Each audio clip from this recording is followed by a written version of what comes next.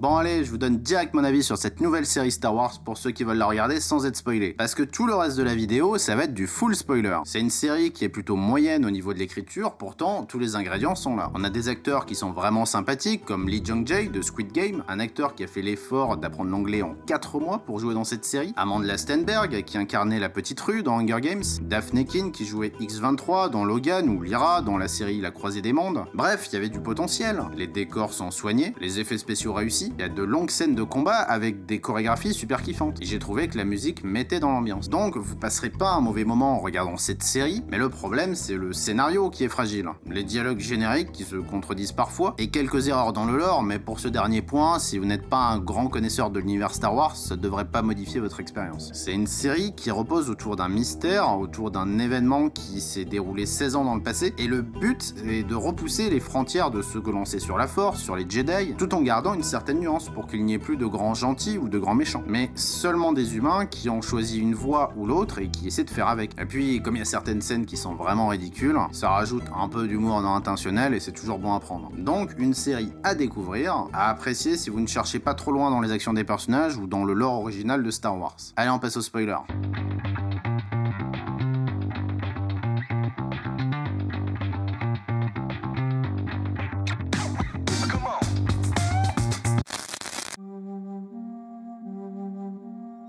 Pour vous refaire la saison 1 de The Acolyte, c'est l'histoire d'Osha, une jeune femme qui a perdu toute sa famille, une communauté de sorcières qui maîtrisait la force, dans un incendie suspect il y a 16 ans sur la planète Brendok. Sauvée par 4 Jedi présents sur la planète au moment des faits, elle se croit seule orpheline jusqu'au jour où sa sœur jumelle refait surface en éliminant 2 de ses Jedi, et en les accusant des événements sur Brendok. Osha est d'abord suspectée, mais elle intègre très vite l'équipe de Jedi qui enquête sur les meurtres. Leur investigation les amène sur une planète où se trouve le maître de la sœur jumelle, celui qui l'a orienté vers la voie de la vengeance. Il se déclare comme un Sith et extermine presque toute l'équipe d'enquête. Seuls restent les jumelles et un Jedi, Maître Saul. Il est le dernier survivant des 4 Jedi initialement présents sur Brendok. C'est alors que la vérité est enfin dévoilée, la catastrophe qui s'est déroulée il y a 16 ans, c'était un pur malentendu. En gros, les Jedi avaient peur pour les jumelles qui étaient dans une sorte de secte qui maîtrisait la force, et les sorcières craignaient que les Jedi leur enlèvent leurs enfants. Une suite d'incompréhensions de plus en plus catastrophiques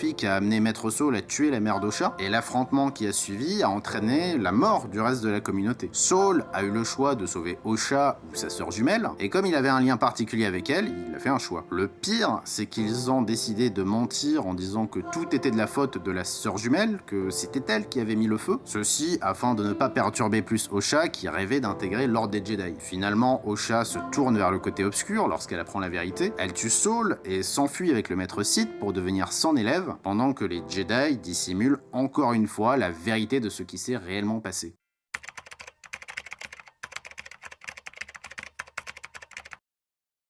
C'est une histoire composée de 8 épisodes, et quand on regarde le titre de chacun, on voit qu'il y a une réelle volonté de créer une dualité des points de vue. Qu'il n'y ait pas qu'une seule vérité, mais plusieurs. On a perdu, retrouvé, vengeance, justice, jour, nuit, etc. Les personnages principaux sont des jumelles, elles ont chacune une vision de la vie qui lui est propre. Le conflit va éclater entre 2 ordres, celui des Jedi et des sorcières, chacun ayant des conceptions de la force différentes, une vision d'éducation des jumelles qui est différente. Donc, le but des scénaristes était d'aller plus loin que les forces du bien contre les forces du mal. Et je trouve que l'intention était bonne, de vouloir rendre les personnages plus humains. Le problème, c'est qu'on marche un peu comme les sorcières sur le fil, parce que Star Wars, c'est une franchise qui est quand même bien installée, et on peut pas non plus trop détourner l'identité de certains archétypes sans avoir l'air décalé avec l'univers original. Et en ce qui concerne les Jedi, j'ai trouvé qu'à de nombreux moments, les scénaristes surfaient sur la ligne, quitte à vraiment la dépasser dans le dernier épisode. C'est l'ordre entier qui est remis en doute comme des policiers véreux, sans aucun contrôle ou aucune limite. S'il n'y avait que des accusations non fondées, ça aurait pu être sympa, ça aurait pu teaser le futur Dark Vador, mais là, les Jedi sont clairement suspects. Et cela aurait été moins gênant si ça se limitait à quelques Jedi comme Saul. Le problème, c'est que même ceux qu'on considérait comme les plus sages se comportent bizarrement, comme Indara ou Vernestra. Il y a clairement une remise en cause du concept même de Jedi. Et à la fin de la série, ça manquait carrément de subtilité. J'ai vu que beaucoup de gens kiffaient Torbin, mais honnêtement, à son âge, ses crises de nerfs sur Brendok sont bizarres. Tout cela parce qu'il voulait rentrer à la maison. À un moment, il pète un câble en grimpant sur une moto et fonce à la forteresse pour enlever les deux jumelles parce que c'est le moyen, selon lui, d'enfin pouvoir terminer la mission et rentrer à la base. J'ai trouvé que c'était exagéré connaissant son éducation. C'est pas juste un ado comme les autres, il a suivi les enseignements des Jedi depuis qu'il est tout petit. Et c'est intéressant parce que Leslie Headland, qui est à la tête de ce projet, a fait une interview il y a quelques semaines sur laquelle elle revient sur pas mal d'interrogations des spectateurs, notamment la question des Jedi. Elle considère que cet ordre est bien différent de celui qu'on a vu dans les préquels avec Yoda, Obi-Wan, etc. Selon elle, l'histoire se déroulant dans le passé, durant la Haute République, les Jedi ont plus de pouvoir, sont moins supervisés, sont plus convaincus de bien faire les choses. Donc je déduis qu'elle a voulu faire des Jedi moins sages, qui sont plus sujets aux fautes et aux bavures. Et honnêtement, je suis pas assez calé dans le lore pour savoir si ce qu'elle dit est vrai, mais je trouve que ça fonctionne moins bien. Par contre, moi qui me plaignais dans un TikTok que le début de la saison était trop classique, eh ben on peut quand même saluer l'intention de vouloir apporter de la nouveauté, de sortir des sentiers battus. Le souci, c'est de ne plus s'inscrire dans la continuité de l'univers que l'on exploite, ce qui sera immanquablement vu comme un manque de respect par les fans.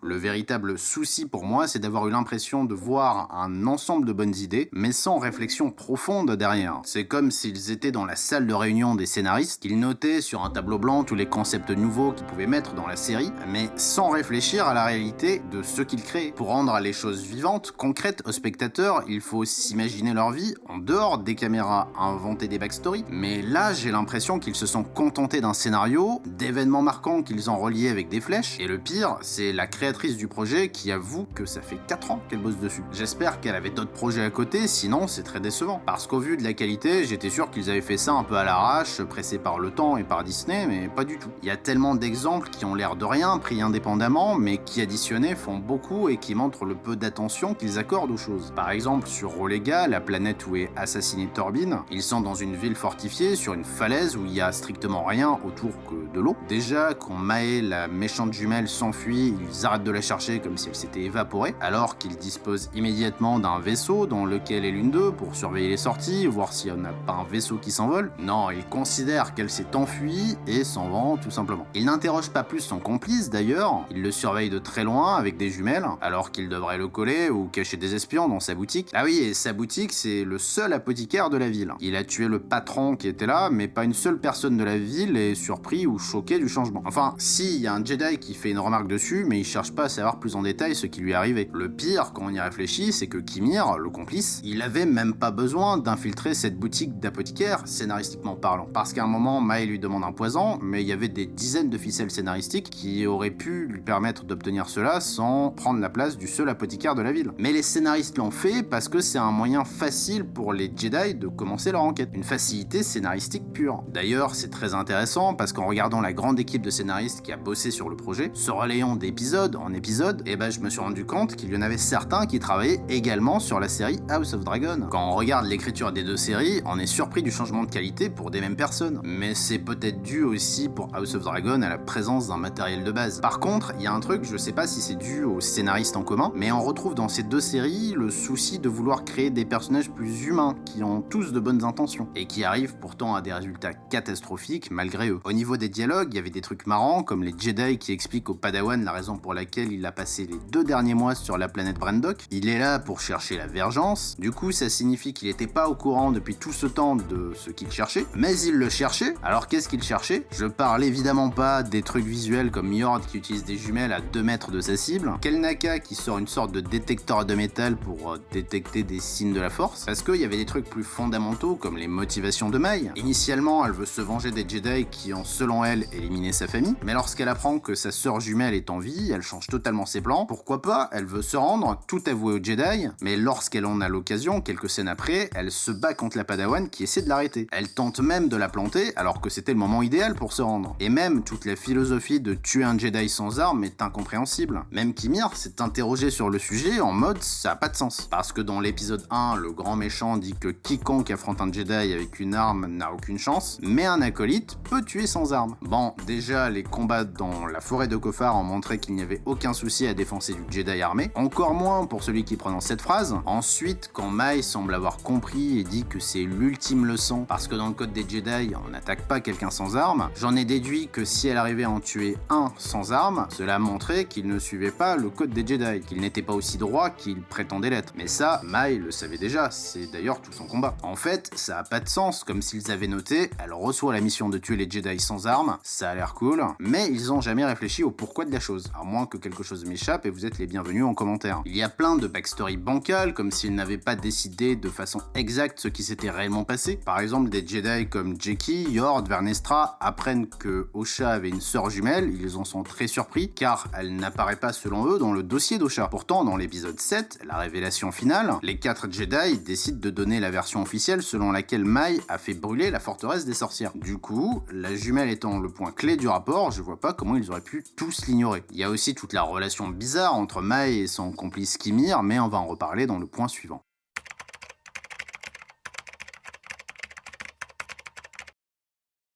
Bon, je l'annonce dès le départ, le grand méchant de cette saison est le point le plus réussi de la série selon moi. Le costume design, les combats lorsqu'il apparaît, le jeu d'acteur, tout y est. C'est vraiment là que la série a un peu brillé sur les réseaux. Mais il est vrai aussi que la révélation de ce premier maître Sith était complètement claquée au sol. Déjà, la relation que Mai et Kimir entretiennent dans les premiers épisodes n'est absolument pas claire. Elle ne connaît pas ses intentions, elle a l'air d'ignorer beaucoup de choses sur lui, mais de son côté, il sait par exemple qui est Osha, un sujet des plus intimes pour Mai. Il l'aide sans qu'on comprenne son rôle. Il enquête pour elle dans la jungle de Kofar, il la presse de se dépêcher, de faire la mission, il lui dit que tuer un Jedi sans arme est parfaitement possible. Bref, on ne pouvait pas imaginer qu'il était autre chose que le méchant qui portait le casque. S'ils avaient donné plus d'informations, de backstory sur leur relation, le rôle exact qu'ils jouaient, en gros, s'ils étaient plus subtils dans l'écriture, on aurait pu avoir une bonne surprise. Mais c'est comme s'ils s'en foutaient. En fait, c'était tellement gros qu'on se disait que ce serait sûrement autre chose, mais non. Et en regardant plus tard l'interview de Leslie Headland, et bah c'est parfaitement normal. Parce qu'elle avoue que rien qu'en regardant la tête d'affiche, on pouvait se douter que cet acteur serait le méchant caché. Donc, à quoi bon? Ce qui l'intéressait, c'était le changement de personnalité, l'exécution de cette révélation et la performance de l'acteur. Et tout comme le spectateur, elle a été surprise par Manny Jacinto, à qui elle a donné très peu d'instructions. Il a dû un peu s'imaginer son personnage, et c'était très réussi. Alors, ça nous mène à 2 points. Premièrement, Manny Jacinto est le GOAT. Il est connu notamment pour son rôle de Jason Mendoza dans The Good Place, une série comédie avec une super saison 1, dans laquelle il joue tout simplement un idiot gentil. Du coup, le changement ici est saisissant. C'est vraiment un bon acteur, au-delà de sa musculature qui a rameuté pas mal de fans qui ne s'intéressaient pas trop à la franchise à la base. D'ailleurs, c'était pour coller au côté séducteur du côté obscur, et j'ai trouvé cette take innovante par rapport à Dark Sidious. Et le deuxième point qu'on peut sortir de cette interview, c'est qu'il n'y avait pas vraiment de backstory pour ce personnage, un peu comme tout le reste, puisque l'acteur a dû faire avec ce qu'il avait. Mais si on reste sur les trucs qui ont bien fonctionné cette saison, il y a donc ces combats qui étaient vraiment cool, qui étaient assez longs pour être appréciés, originaux dans l'utilisation du cortosis qui permettait d'immobiliser les sabres, un peu plus de corps à corps que d'habitude, et puis la mort de Yord et Jeki. J'ai trouvé que c'était 2 personnages réussis et bien caractérisés, auxquels on pouvait un peu s'attacher et qui créaient la surprise lorsqu'ils se sont fait tuer. Ça donnait tout de suite de la gravité aux méchants, et ça permettait de faire disparaître toutes les personnes qui ont eu vent des Sith, étant donné que dans les événements du préquel, les grands méchants sont une découverte pour les Jedi. On a même dans le dernier épisode une apparition de Dark Plagueis, mais par contre ce que j'ai pas compris c'est le comportement de Vernestra, le fait qu'elle savait pour son élève qui a choisi le côté obscur et qui va le rapporter à Yoda. Donc Yoda était-il au courant? Est-ce qu'ils ont prévu de corriger tout ça dans la saison à venir, ou est-ce qu'ils n'en ont rien à carrer? L'avenir nous le dira. Il y a aussi la conversion d'Osha vers les forces du mal. Alors encore une fois, pourquoi pas, le concept est intéressant sur le papier, le fait de nous montrer comment le héros de la série se tourne vers les forces obscures, un peu comme la transformation d'Anakin dans le préquel, j'ai pas trouvé ça mauvais, un peu rapide à mon goût, mais c'est parce qu'avec autant de flashbacks qui pouvaient être redondants, ils avaient moins de place pour l'expliquer. Du coup, Osha oublie même son ressenti pour le grand méchant qui a tué 2 de ses amis, Yord et Jeki. On aurait pu considérer qu'elle mettait désormais tous les Jedi dans le même panier, mais à la fin de la série, son premier réflexe est de se reporter aux Jedi, un réflexe que lui reprochera son nouveau maître, donc c'est pas vraiment clair. Ah oui, et avant de terminer sur le grand méchant, il se trouve qu'on a souvent reproché à Star Star Wars de copier Dune, que ce soit sur la narrative ou sur de nombreux autres points. Vous pouvez chercher toutes les comparaisons sur internet, c'est assez rigolo. D'ailleurs, il y a une histoire, je sais pas si c'est une légende, mais on avait dit à l'époque à Frank Herbert, le créateur de Dune, que le Star Wars qui venait de sortir au cinéma ressemblait beaucoup à son livre. Il y croyait pas jusqu'à aller voir le film par lui-même, et en ressortant, il a failli attaquer en justice George Lucas. Et c'est drôle parce que quand on regarde cette série, on a un ordre de sorcières de l'espace qui ressemble beaucoup au Bene Gesserit, que ce soit par le design, les draperies, le contrôle mental, et j'ai même découvert qu'un acolyte dans l'ordre des Bene Gesserit, c'était le terme exact utilisé pour parler d'un apprenti. Donc même jusqu'à présent, les ressemblances se poursuivent, que ce soit fait consciemment ou non.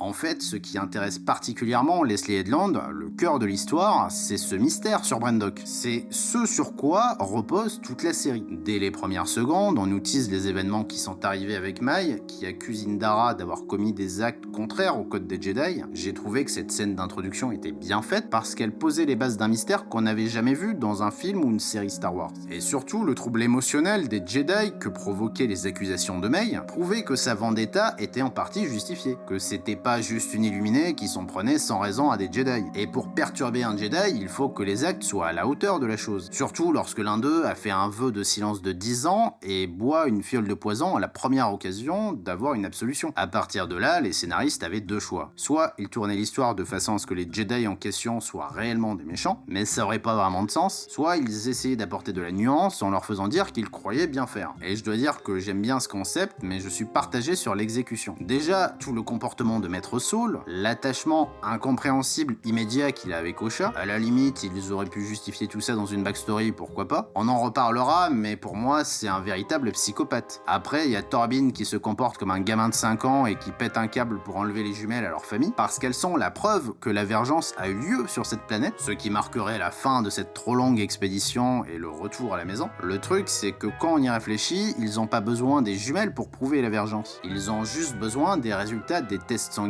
qu'ils possèdent déjà, et qui prouvent, selon eux, que ce sont des créations artificielles. Bref, après il y a Indara et le fait qu'elle accuse la sœur jumelle d'Osha d'être à l'origine de tout. Elle aurait pu parler d'un accident, ou au moins aller checker le corps de la petite Mai avant de s'enfuir en mode voleur de Brendock. Soi-disant, c'était pour protéger Osha qui n'aurait pas été accepté par les Jedi autrement, mais je vois pas ce que ce mensonge change à son âge avancé ou à ses divers attachements émotionnels qui seront encore plus perturbés par ce mensonge des plus bancals. Et admettant que l'on décide que tout cela tienne la route. Et ben, c'est une révélation qui sera forcément décevante pour le spectateur, parce que la tension scénaristique qui est installée depuis le début de la série se dirige vers quelque chose de beaucoup plus négatif, violent, qu'une simple suite de malentendus et d'intentions non comprises par l'autre. Un malentendu, ça passe. Mais quand tous les personnages parlent vaguement de façon à ce que chacun comprenne ce qu'il veut, bah ça fait un peu cheap. La gravité du mystère a du mal à tenir sur une suite de quiproquos. Les Jedi croient que les enfants sont maltraités dans cette sorte de secte. Les sorcières, quant à elles, pensent que les Jedi veulent leur enlever leurs enfants pour les éduquer selon leur institution, alors qu'en vrai, ils sont trop vieux pour l'être. Mai met le feu au livre, mais Osha croit qu'elle met le feu à toute la base parce qu'elle vient de lui dire qu'elle va la tuer. Mère Anicea se transforme en un monstre obscur en affectant l'une des filles, ce qui conduit Saul à croire qu'elle va lui faire du mal, et le pousse à la tuer sur le champ. Ça aussi, j'ai trouvé un peu exagéré parce qu'ils auraient pu utiliser la force ou un truc du genre avant de la trancher en deux. Mai croit que les Jedi vont tous les tuer parce qu'il vient de tuer sa mère sous ses yeux pour la protéger, ce qui la conduira à vouloir tous les tuer dans le futur, même si certains du groupe comme Indara ou Kelnaka n'ont pas vraiment fait de mal. Osha demande ensuite à Mai ce qu'elle a fait, et au lieu de lui dire les Jedi viennent de buter maman, elle lui demande en retour ce que elle a fait. Quand on regarde les dialogues, Torbin dit dans le futur « Nous étions convaincus de bien agir », à quel moment vouloir enlever les jumelles pour rentrer chez lui était une conviction de bien agir. Bref, c'est décalé par rapport aux épisodes flashback. Il y a même des marques sur les murs du Wookiee sur la planète Kofar qui ressemblent aux tatouages des sorcières. Et on se dit à ce moment qu'ils sont beaucoup plus impliqués que simplement ce qui a été montré dans les épisodes flashback, comme s'il manquait une partie de l'histoire. Leslie Headland dit avoir réécrit des dizaines de fois le scénario de cette série. Alors, est-ce qu'il y a une histoire derrière que l'on ressent en tant que spectateur, dont ils avaient posé les bases, et qui n'a pas abouti au final pour coller au thème de une suite de bonnes intentions qui mènent à des catastrophes? Moi, je pense que c'est possible. Et en plus, dans le dernier épisode, Saul explique qu'ils n'ont pas parlé de la Vergence à leur supérieur, parce que les jumelles étaient était la preuve de cette vergence. Or, désormais, il a Mae en sa possession, et il va pouvoir apporter la preuve de la vergence au Conseil des Jedi. Ce qui signifie également qu'il y a 16 ans, ils sont rentrés à la base bredouille. Après avoir atomisé la seule forme de vie intelligente de la planète, une orpheline trop âgée dans les bras pour devenir Padawan, et il n'y a pas un mec qui a posé une question ou qui est retourné sur cette planète pour chercher cette fameuse vergence, si importante je le rappelle qu'il fallait 4 Jedi full-time pendant 2 mois pour la trouver. Donc désolé pour Leslie Headland, mais si c'était l'exécution qui lui importait pour la série, bah on n'y est absolument pas.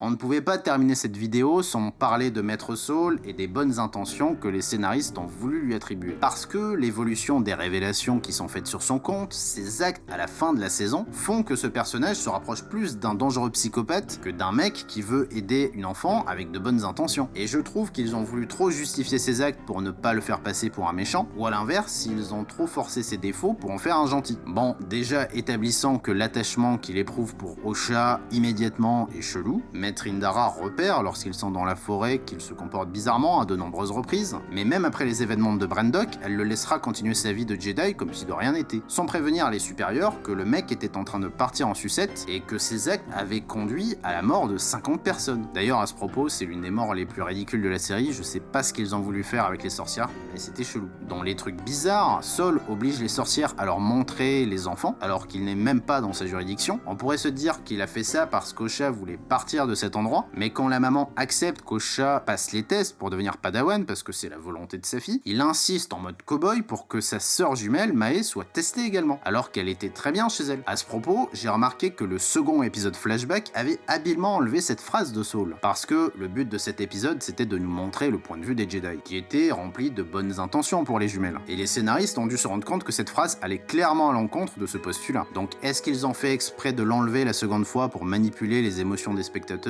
Je sais pas. Et ce que je trouve particulièrement drôle, c'est dans l'épisode 2, lorsqu'Osha dit à Saul « Ce qui s'est passé cette nuit-là n'est pas de votre faute », il la regarde droit dans les yeux et lui répond « Je suis désormais en paix avec tout ce qui s'est passé sur Brandok ». Le gars n'en a plus rien à foutre. Et lorsqu'Osha veut affronter sa sœur dans ce même épisode, Saul lui dit « J'ignorais que tu ressentais toute cette colère ». Même Osha est choqué de la réponse et lui réplique « Frère, elle a tué toute ma famille ». Et l'autre la regarde à nouveau dans les yeux et lui dit « Ce n'est que de la souffrance, laisse tomber, what the fuck ». Alors je parle même pas du dernier épisode dans lequel Saul apparaît réellement comme un psychopathe, il accuse en direct Mae d'avoir mis le feu et d'être responsable de la mort de sa famille. Bref, il n'a aucun remords. Soi-disant, son seul regret c'est de ne pas avoir pu la sauver en plus de sa sœur. Alors on va éluder le fait qu'en attrapant les jumelles avec la force comme ils le font plusieurs fois dans cette série, plutôt que d'essayer de maintenir en l'air 2 plateformes métalliques de plusieurs tonnes, ça aurait tout simplifié. Mais dans le dernier épisode, quand Mae veut fuir, il essaie clairement de la buter. Il la poursuit à travers un nuage de météorites, puis sur son ancienne planète, et il crie son nom comme un dégénéré. Vraiment, si le but était de créer un personnage équilibré avec de bonnes intentions, on n'y est plus du tout. Donc autant en faire un méchant dès le début et rendre les choses plus divertissantes.